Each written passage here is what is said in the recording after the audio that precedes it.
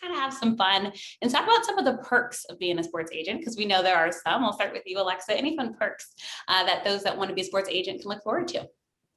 Yeah, I think there are a ton. I don't know that there are many jobs where you can go to an NFL game or a college game and say you're working, or Saturday or Sunday you have to sit at home and watch football all day and say you're working, and you are working. That said, there's a ton of fun parts about this job, but I also feel it's like a responsibility to kind of, I don't want to burst anyone's bubble, but Jerry Maguire is a movie, and probably a lot of the participants in this call are too young maybe to have ever seen that movie, but I think the reality of being a sports agent is very different than the perception of being a sports agent. For whatever reason, there's this perception that you are traveling around the country, maybe, you're flying business class or first class or on a private plane and jetting from one game to the next, and then screaming into the phone at a general manager trying to get a deal done. And I think, as is true with a lot of industries, recruiting is the lifeblood of this business. And so you're spending time, as the other panelists have alluded to, growing relationships and developing relationships. And a lot of times that looks like you're on the road, and at least, here I'm in Alabama and I'm in some little small town in Alabama meeting a family, and there's no hotel in this town. And so I'm driving in the opposite direction after dinner that night, staying at, not a very glamorous hotel. And it's different than I think that a lot of people think it is. That said, I stand by my prior statement that it's the coolest job in the world. Going to games, for me at least, I think is the best part, just because I love to watch football. I'll head over next to you. Just talk about getting into the industry. I mean, what was that like for you, and how can everyone listening on today's call kind of learn from your life story?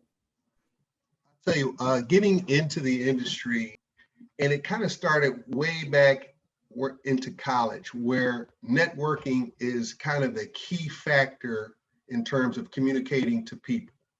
So if you have a large network and you're able to communicate effectively, that's kind of the avenue in terms of getting into this industry. Right, you can never go wrong with how much you network. And Andre, I'm going to ask you the same question, but could you also touch on some of the skills needed to succeed in this industry? And I think some of the skill sets that's needed to be an agent is, learning how to sustain relationships. I think a lot of people, I know a lot of people, unfortunately, they don't really value the true meaning of relationships.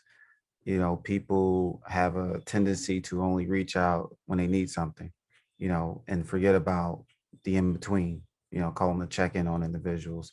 How's your family doing? How are you doing? And more importantly, trying to add value to other people, right? Most people only think about it from their perspective. And that's been like a huge, huge downfall for a lot of people. And, that's one of the things that's always helped me out, having relationships with really good people. And so we're kind of talking about getting into the industry. I might as well go to this question in the chat. Is law school mandatory for becoming a sports agent? And I'll let any one of you all answer that question. That's a great question. Law school is not, you do not have to be a lawyer to be an agent. I am not a lawyer. You do have to have a secondary degree as of right now, and anything. I'll tell you, you can be an agent and not be a lawyer. That's correct. Just like he mentioned.